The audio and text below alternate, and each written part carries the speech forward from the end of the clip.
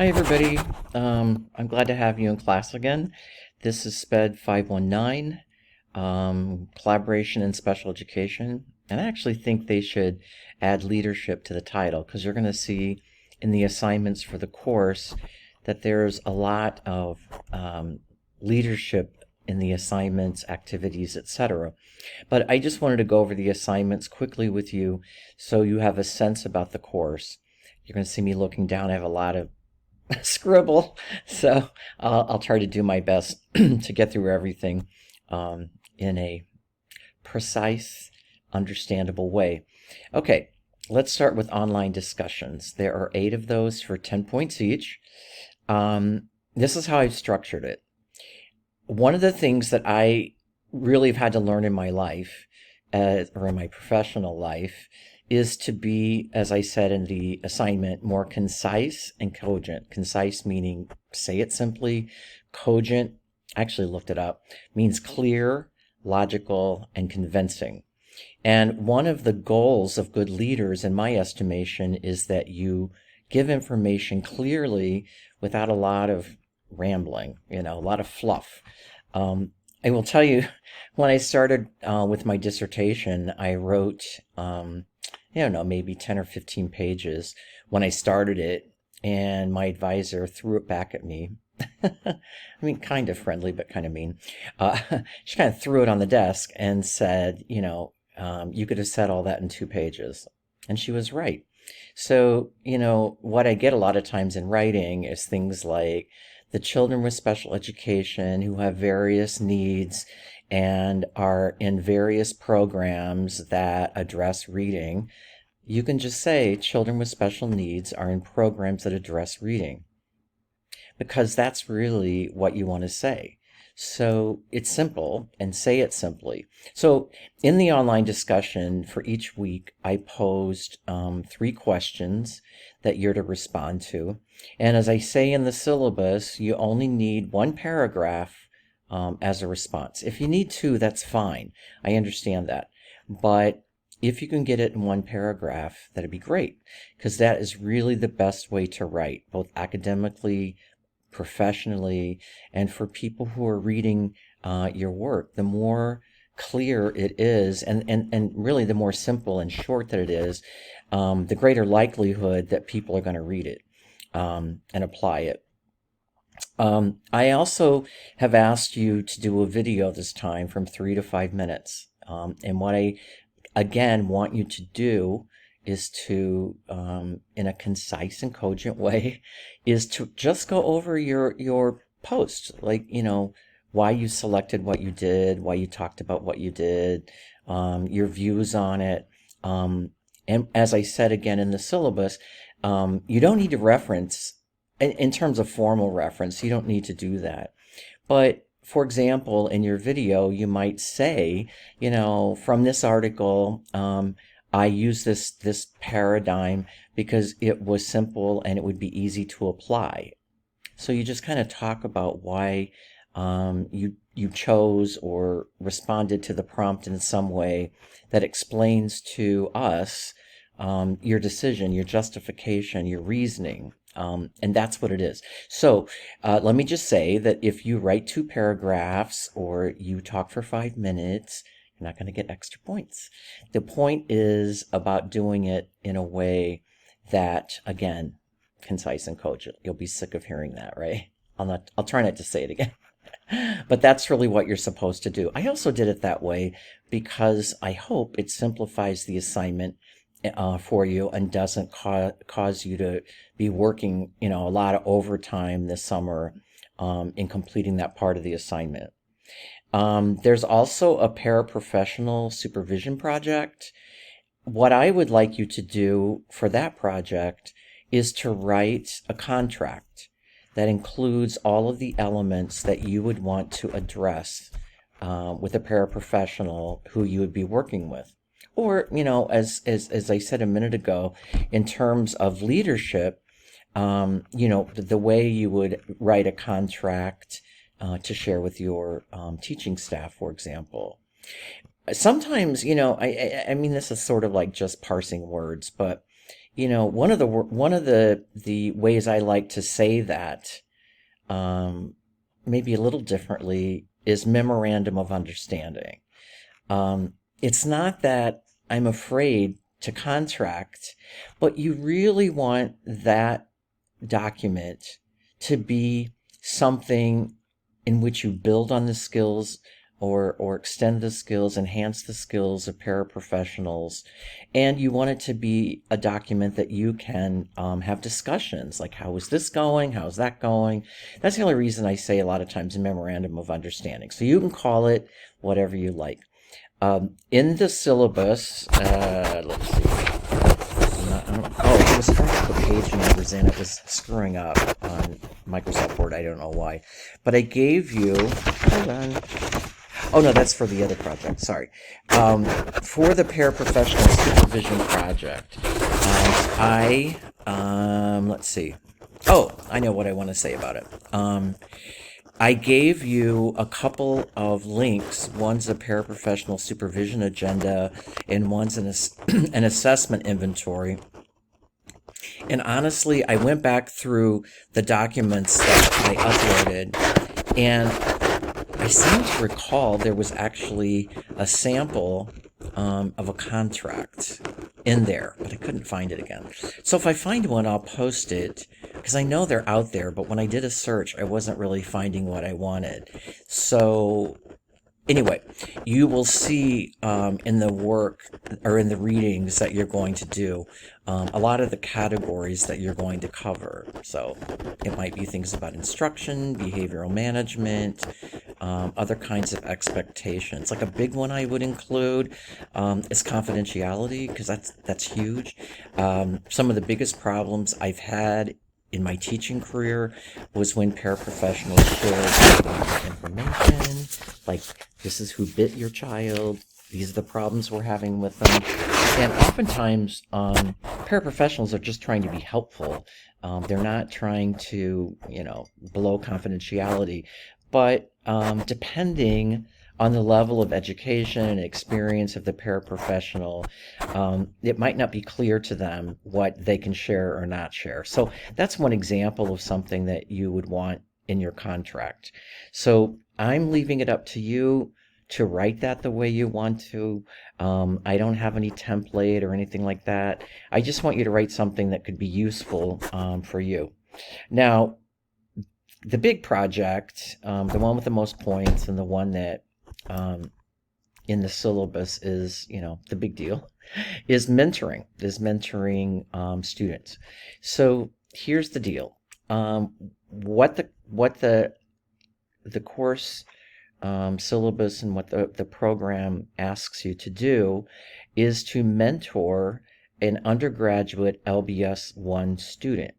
And we have LBS 1 students at the undergraduate level taking courses during the summer.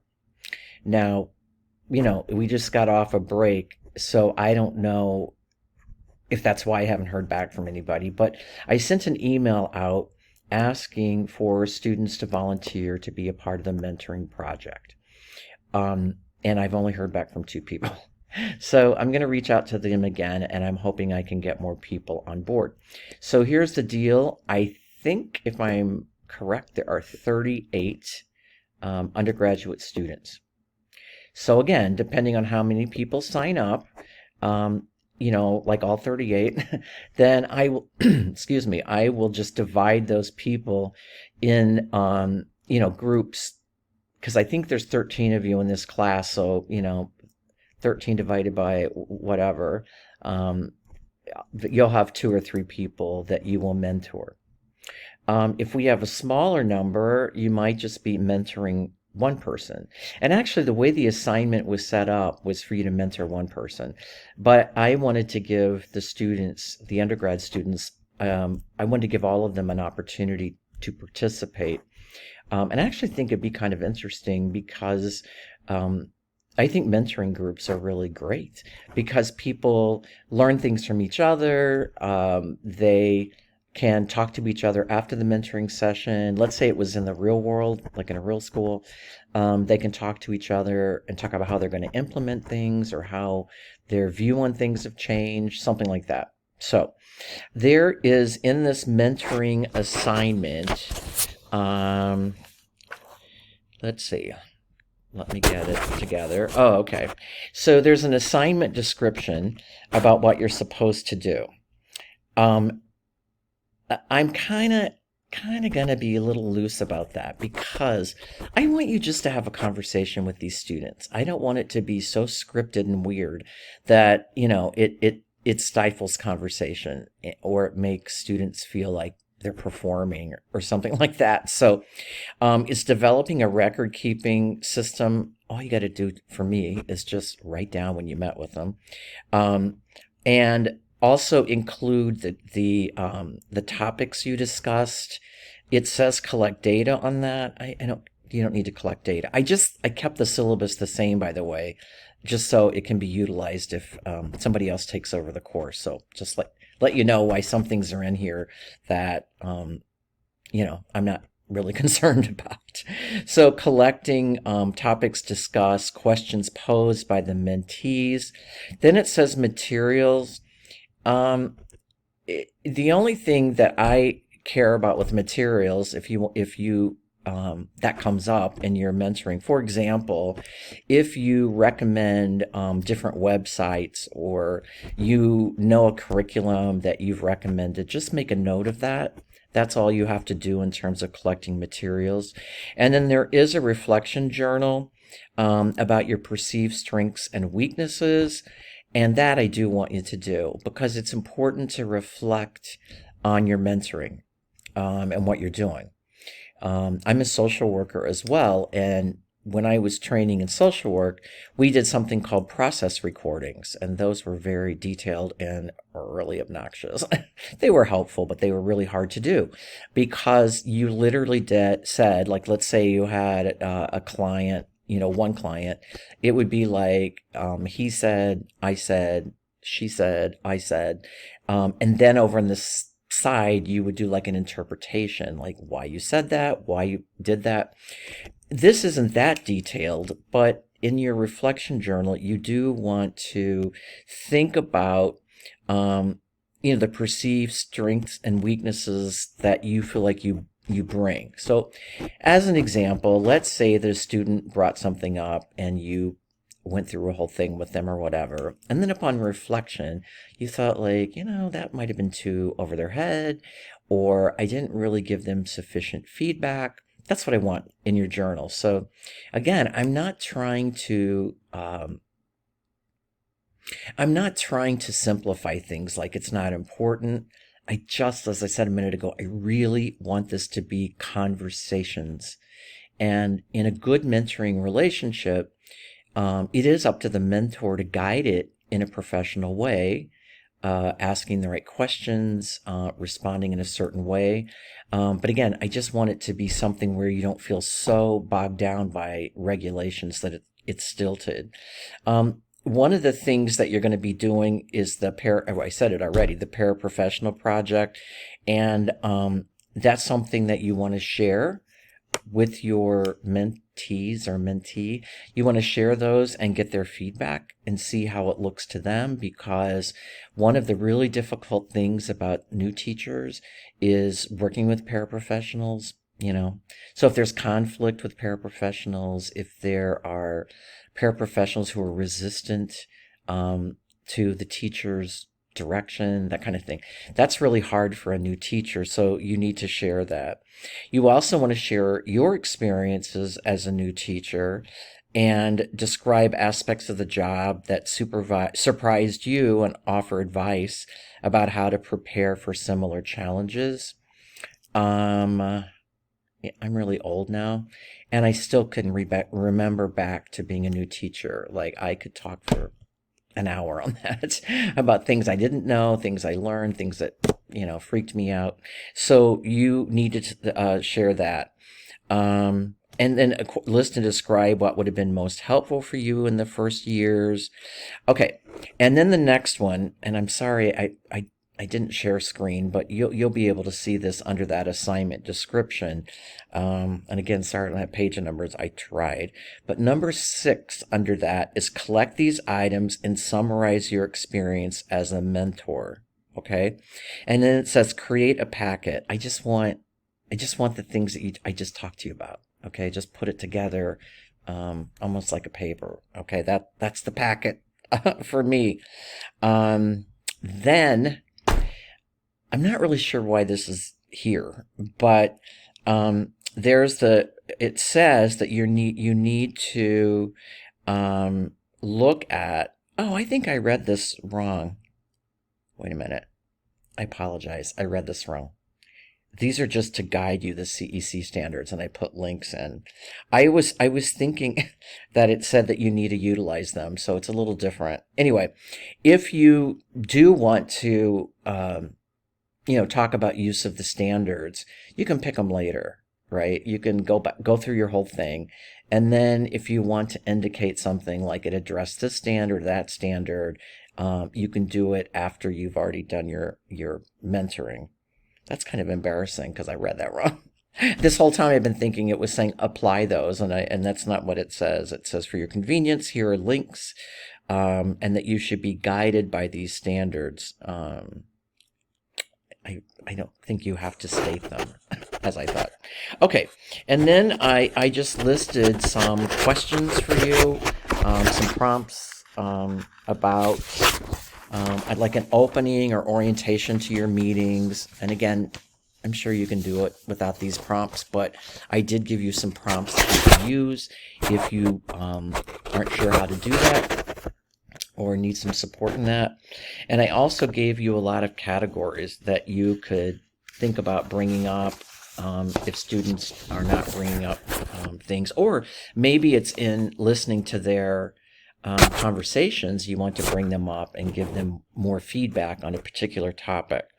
I mentioned in the syllabus, this is my experience, that most teachers are concerned about behavior management, conflict with parents. That's a big one. A lot of new teachers are kind of freaked out by parents, especially if they think they're going to be upset or challenging. So that's hard for them. Collaborating with other teachers, and really just a general anxiety about their performance and fears that they're going to fail. So those are, I'm just saying from my perspective. I'm going to go back to one thing again, is a lot of new teachers or people who aren't in the field yet don't know that learning how to work with paraprofessionals is also something they should be a little anxious about. So that's one of the reasons I'm glad that you're supposed to share that project with them, because I think that might stimulate some good conversation. Okay, I'm planning on starting the paraprofessional mentoring. I'm sorry. I'm planning on starting this undergrad mentoring project the week of June 6th. And it ends on, oh gosh, I didn't write that down. I'm sorry. I think it's July 11th, or maybe it's July 18th. Anyway, it's in another part of the syllabus that I don't have. But anyway, just for now, it starts June 6th, and it's 5 sessions. Okay, and you can set those up with your mentee or mentees in the schedule that works out for you.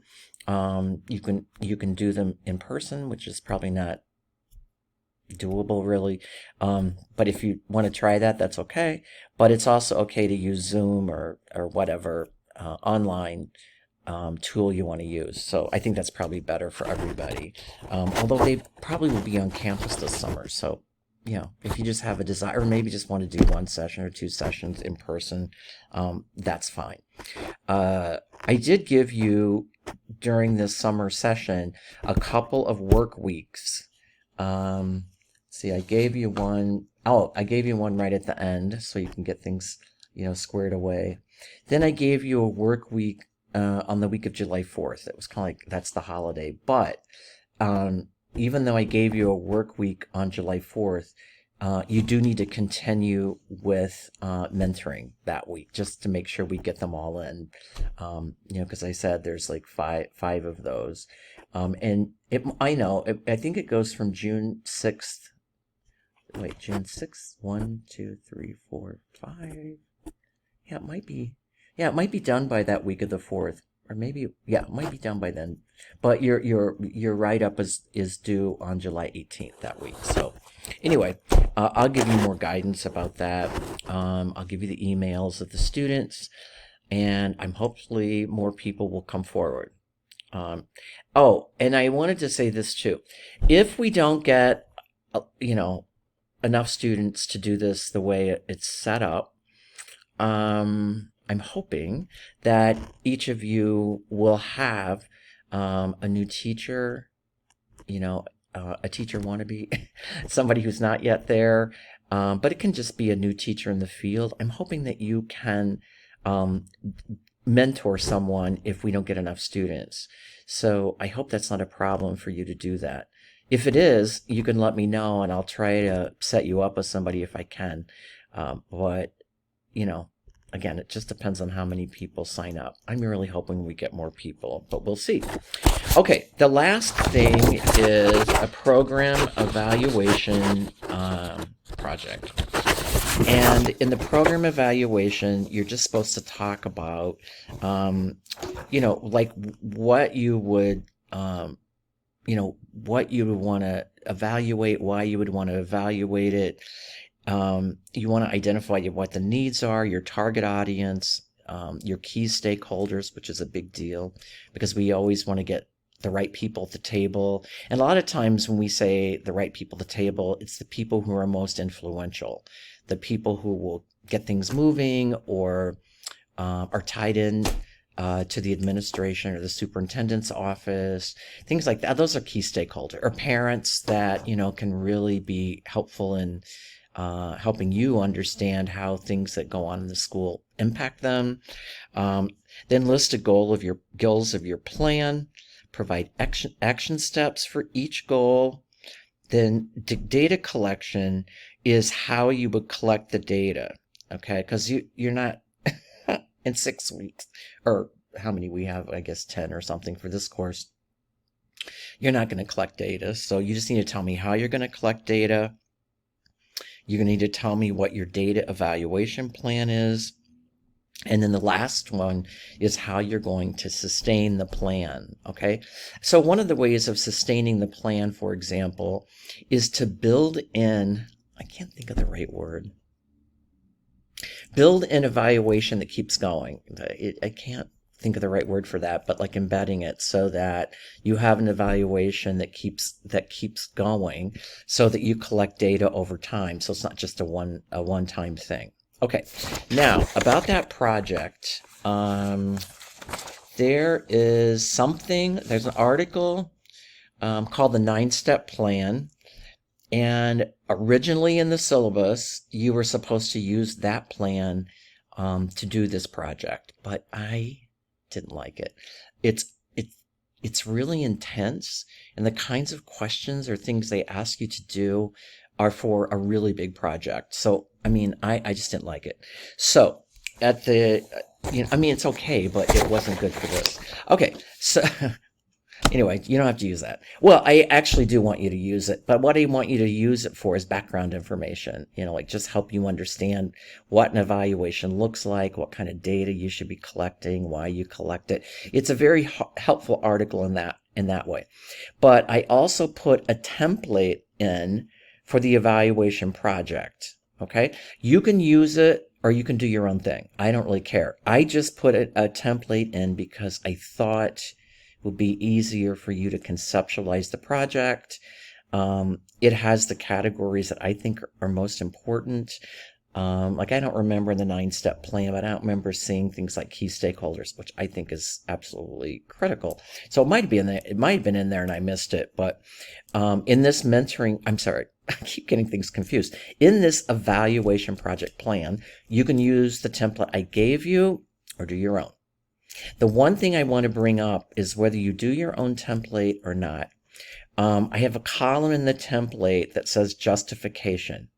So for each element, I want you to justify why you did it. So for example, key stakeholders.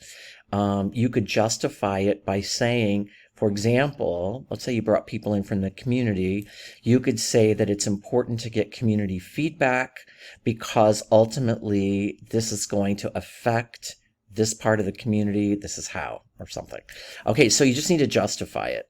Now, for the goals, you do need to justify each goal, but you don't need to justify each of the action steps. Okay, so what I mean is when you provide the action steps, you can just say, like, well, let me say it a different way. You do need to justify the action steps. You don't need to justify every action step. Just say this plan is because, this is how it starts, this is how it ends, this is how it flows, or whatever. But you don't need to, on each action step, give a justification. I just want to make that clear because that would get really cumbersome. I think that might be I needed to talk to you about. Let me just see if there's anything. It just seemed like there was one more thing about this evaluation project. Okay, maybe not. But we can talk later if there's more, if I think of something I left out. Anyway, I hope this has been helpful to you for me to go over these things. I know last semester, or I think it was last semester, I said, I'm not a big fan of the videos. You don't need to do it. But this semester, as I looked at this, I just thought it was better for the reasons I stated. So bear with me on that. Don't hate me too much for that. Because and actually I haven't done this before. So, if for some reason it's not working, we'll revisit it. But I think it's a good way in terms of your being leaders in the field. To practice some important skills. So I'm looking forward to a good summer with you. I know you've got a little break from school. I hope it was good. It's not very long of a break, but I hope you enjoyed the little bit of time that you had away. And of course, if you have any questions or concerns, whatever that you need to talk to me about, please reach out. Okay, take care. I can't wait to see this semester how things go.